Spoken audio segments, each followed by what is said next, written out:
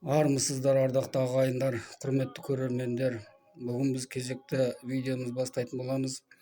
Бүгінгі айтатын негізгі мәселе ол ұлы ұлыс жайлы болмақ. Ұлы ұлыс деген не, ол қайдан шыққан, оның мағынасы не, осы жайлы айтатын боламыз. Енді Шыңғысхан заманында, Шыңғысхан әрекет етіп жатқан заманда мынау ешқандай да моңғол деген атау болған емес. Өйткені сол замандағы Қытай, Иран, Араб және Европа рус жылнамалары оларды жалпылама татар деп атаған. Татар деп атап солай жазбаларда жазып отырған. Енді осы ойымызды нақтылау үшін біз көптеген мынау Қытайдағы жылнамаларды, сосын Европадағы жылнамаларды салыстырып мұқият зерттеуіміз керек. Сонда біз бір ақиқатқа жетуімізге болады. Енді мынау 1221 жылы Янжинде, яғни қазіргі Пекиннің аумағында билік етіп отырған Жалайыр Мұқалай Гуаңның ордасына сол кездегі оңтүстік Қытай династиясы Сун елінің елшісі Жаухун деген бір кісі келеді. Осы Жаухунның көрген білгендерін жаңағы соны айтқандарын өзінің әңгімесіне арқау етіп, Менхун деген бір кісі Менде Байлу деген кітапты жазған. Менде Байлу дегенді қазіргі қазақ тіліне аударатын болсақ, ол моңғол татарлар жайлы жазба деген мағына береді, Менде Байлу деген. Енді бұл кітап шамамен сол 13 ғасырдың екінші жартысында жазылған болу керек.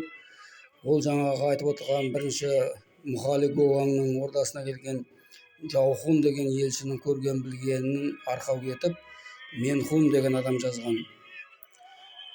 Сол Менхун Жаухунның берген мәліметтеріне қарап, ол былай дейді, олар өздерін татар деп атайды екен дейді. Яғни Мұқалай Гуаң мен оның қасындағы, яғни соның нөкерлері өздерін татар деп атаған екен. Енді Қытай тілінде Дадажен дейді, Дадажен.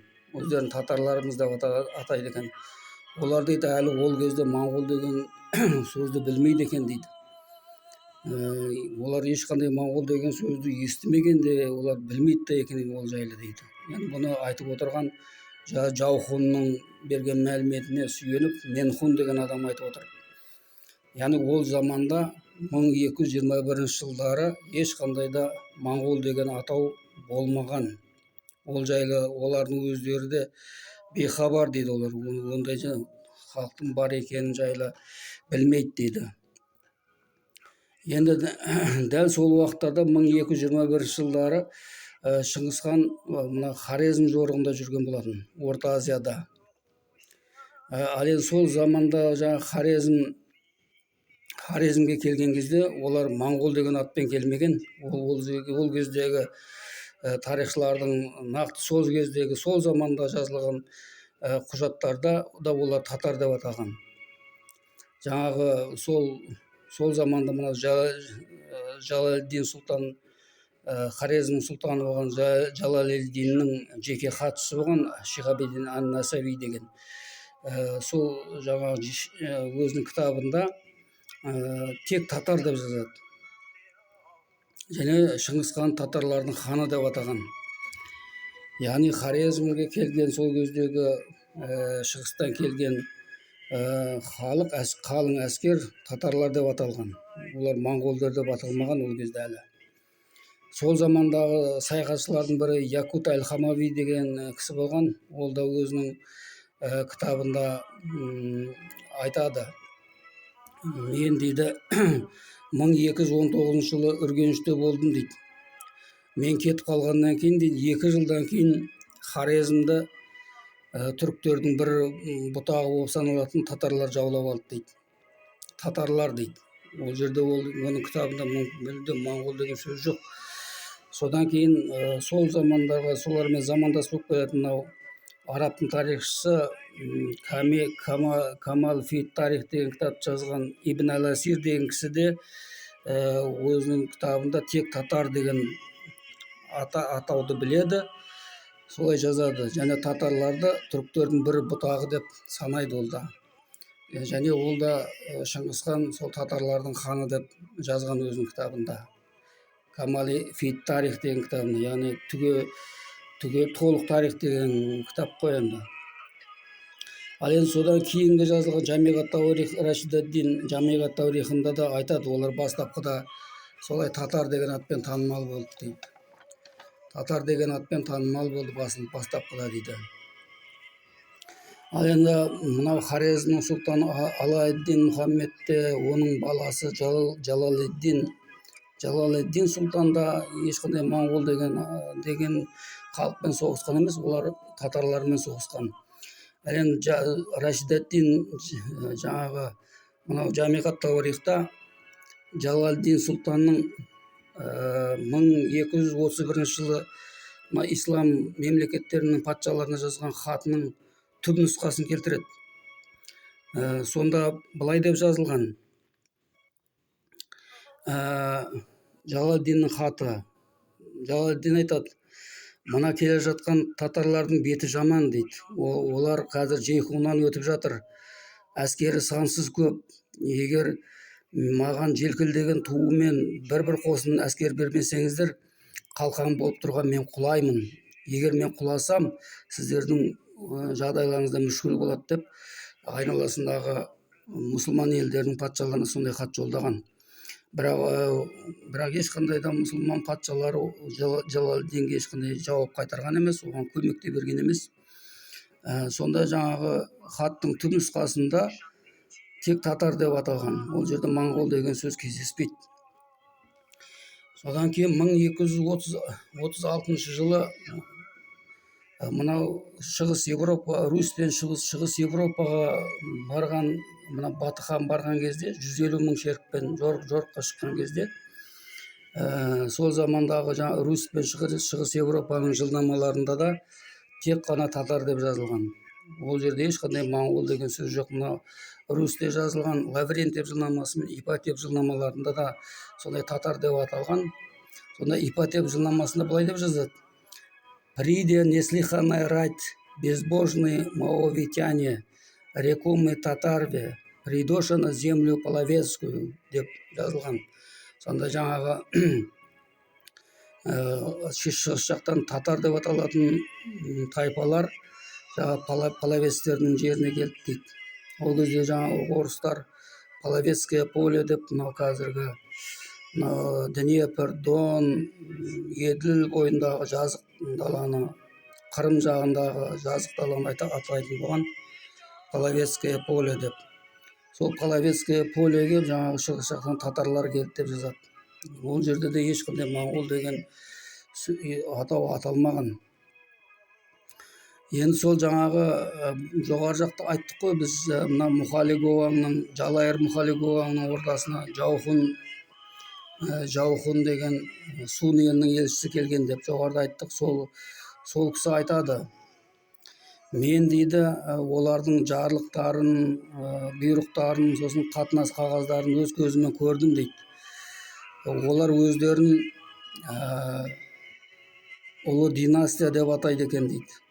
Яғни ханзу тілінде Дачао деп атайды екен дейді. Енді Дачао деген жаңағы қазақшаға аударсақ ұлы әулет, ұлы династия деген мағына береді. Олар сондай қағаздарында өзін солай атайды екен дейді. Бұл енді бұл жаңағы ұлы ұлыс деген атаудың сол баламасы ғой жаңағы. Ұлы ұлыс деген атаудың ханзу тілінде Дачао деп беріп тұр. Дачао деп атайды екен өздерін дейді.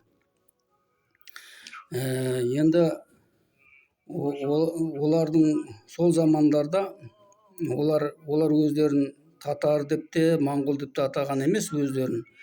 Олар мемлекет ретінде де, ұлт ретінде де ұлы ұлыс деп атаған. Ұлы ұлыс.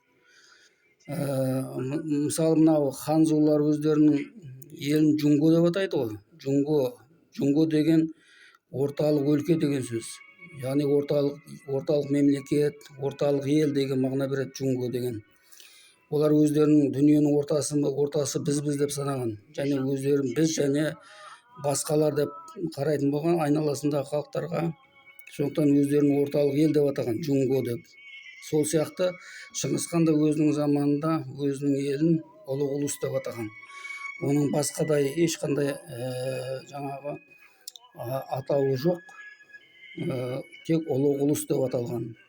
Енді сол ұлы ұлыстың құрамына кімдер кірді, соларды айтып көрейік. Ұлы ұлыстың құрамына Жалайыр, Найман, Қоңырат, Керей, Меркіт, Қатаған, Үйсін, Дулат, Қоралас, Қият, Ұраңқай, Ойрат, Татар, Барын, Барлас, Күрлеуіт, Дүрмен, Оңғыт, Таңғұт, Ұйғыр секілді тайпалар кірген. Кейін Шыңғысхан Хорезм жорығына барған кезде оған жолда көптеген тайпалар өз еріктерімен қосылған. Олардың арасында жаңағы қаңлылар, қарлықтар, қалаштар, еметтар, қыпшақтар болды. Осылардың бәрі де кейін сол ұлы ұлыстың тең құқықты мүшелері болып кірген. Енді осы аталған жаңағы тайпалардың барлығы да ұлы ұлыстың құрамына тең құқықты мүше болып кірген. Яғни олар қандас, туыс, тілі бір тайпалар саналған. Рашид ад-Дин айтады, бұл тайпалардың барлығы дейді, олардың түр келбеттері, өмір сүру дағдысы, бет әлпеттері де, тілдері де бәрі жақын дейді. Ол бәрі бір-бірін түсінетін сондай тайпалар деп айтады Рашид ад-Дин. Енді осы тайпалардан шыққан кез келген мысалы мықты жеке тұлға адам, жеке тұлға осы ұлы ұлыстың билігіндегі, билік иерархиясындағы ең жоғарғы орындарға көтеріле алатын болған. Яғни кез келген жаңағы қабілетті адам ұлы ұлыстың ең жоғарғы иерархиялық лауазымы ол ұлық бітікші деп аталған. Яғни қағанның орнынан басқа жоғарғы лауазымдардың бәріне олар көтеріле алатын болған ең жоғарғы лауазым ол ұлық бітікші деп аталған. Ал енді сол Шыңғысханның заманында Яса деген заң кітабы болды ғой. Сол Ясаның ішінде де моңғол деген сөз болмағанына мен толық сеніммен айта аламын, өйткені ол жерде моңғол деген сөз болған емес. Ол Ясаның ішінде де сол өздерін ұлы ұлыс деп атаған деп ойлаймын мен. Енді сол 13 ғасырдың екінші жартысына дейінгі жазбаларда олар өздерін ұлы ұлыс деп атаған. Ал басқа халықтар болса, оларды кейде татарлар деп жазады, солай хатқа түсірген, татарлар деп атаған. Бірақ әлі де моңғол деп аталған емес. Енді сол замандағы жаңағы 1246 жылы папаға, Иннокентий папаға жолдаған Күйік ханның хатында да оның жоғарғы жағында жаңағы өздерін ұлы ұлыс деп атаған. Яғни ол жерде ұлы моңғол ұлысы деп те, ұлы татар ұлысы деп те аталған емес. Олар тек қана өздерін ұлы ұлыс деп атаған. Ұлы ұлыс. Бұйрық жарлықтарда, хат-хабарларының, құжаттарының барлығында да өздерін олар ұлы ұлыс деп солай атаған, солай жазған. Енді түркілерге жататын барлық тайпалар сол ұлы ұлыстың құрамына тең құқықты мүше болып кіре алатын болған. Ал енді мына сонда Қытай жағында жүрген бірнеше халықтар бар. Мысалы қидандар, шүршіттер, жиюн деген солтүстік ханзулар, олар отырықшы өмір сүрген. Содан кейін солонголықтар, бұлар кәрістер. Содан кейін Сисаның негізгі халқы, осылардың барлығы ұлық ұлысқа кірмеген, олар ұлық ұлысқа бағынышты халық ретінде саналған және оларды жаукүт деп аталатын топқа қосқан. Олар жаукүттер деп атайды. Олардың әскері бағынышты екінші дәрежелі саналған. Олардан құралған әскер сол ұлық ұлысқа бағынышты дәрежеде мәміле жасап, солай қызмет жасап отыратын болған. Кейін Шыңғыс хан мына Орта Азия мен Хорезмді бағындырған кезде Орта Азия мен Ираннан жиналған әскер де солай ұлық ұлысқа тікелей кірмеген, оларды Караунас деп атаған. Караунас деген әскери құрам болған. Олар сол ұлық ұлысқа бағынышты дәрежеде қызмет атқаратын болған. Міне бүгінгі айтатынымыз осы. Шыңғыс хан таққа отырғаннан бастап, Мөңке хан таққа отырғанға дейінгі аралықта олар өздері мемлекет ретінде де, халық ретінде де ұлық ұлыс деп атаған. Ешқашан олар ұлы татар ұлысы деп те, ұлы моңғол ұлысы деп те аталған емес. Сол уақыттарға дейін тек қана ұлық ұлыс деп атаған. Яғни олар өздерінің мемлекетін ұлық ұлыс деп атаған. Бүгінгі айтатынымыз осы. Видео ұнап, қызықты болған болса, лайк басып тіркеліп отырыңыздар. Видеоны барынша таратып отырыңыздар. Келесі видео шыққанша есен аман болыңыздар.